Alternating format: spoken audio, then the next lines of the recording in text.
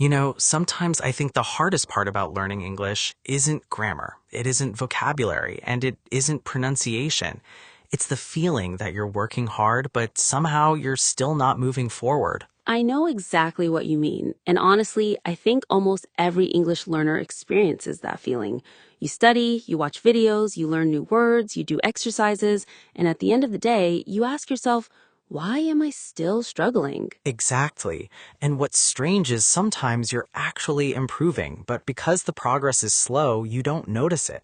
So instead of feeling proud, you feel frustrated. And that's where many learners make a mistake. They assume something is wrong with them. They think, maybe I'm bad at languages. Maybe English isn't for me.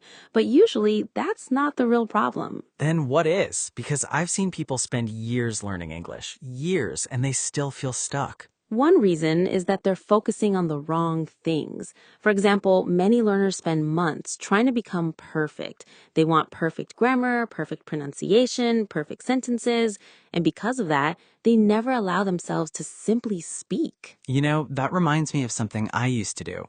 Every time I wanted to say something, I would stop, think, check the grammar in my head, think again, change the sentence, and then, after all that, I would finally speak. And let me guess, the conversation had already moved on. Exactly. People were already talking about something else. That's because real conversations move fast. Nobody has time to build the perfect sentence. People just communicate. Sometimes they make mistakes, sometimes they forget words, and that's okay. I wish I understood that earlier, because I wasted so much time worrying about mistakes. And here's the funny thing. The people listening usually don't care. Most people are focused on the message, not the mistake. That's true. I can't even remember the last grammar mistake someone made while talking to me. Exactly, because communication is bigger than grammar. Another mistake I made? What was it? Vocabulary lists. Endless vocabulary lists. Oh no, not the list. Yes, I thought the answer was simple. Learn more words, become fluent. Easy. At least that's what I believed. And then what? Then I discovered something.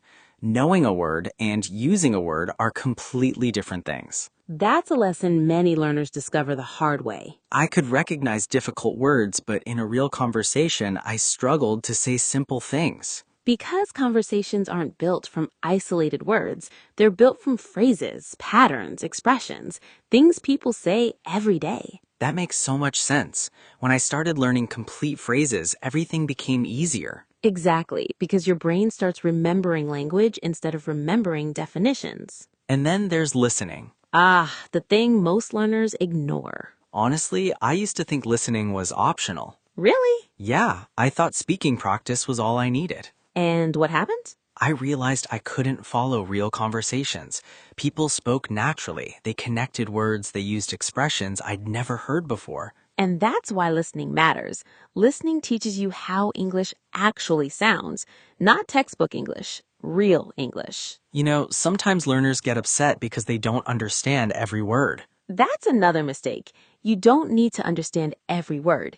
Even native speakers don't catch every single word all the time. So instead of chasing every word, Focus on understanding the main idea. that takes away so much pressure. It really does. And then there's the habit of translating. Oh, that's a big one. I remember hearing an English sentence, translating it into my language, thinking of a response, translating it back into English, and then trying to say it. That sounds exhausting. It was, and it made every conversation feel like work. Because your brain was doing too many jobs at once. So how do you stop translating? Slowly, very slowly. You start with simple thoughts, simple sentences, simple ideas, and over time, English starts feeling more natural. And finally, there's one mistake that might be bigger than all others. Let me guess, quitting too early. Exactly. That's the saddest one because many people quit right before they start seeing results. That's true.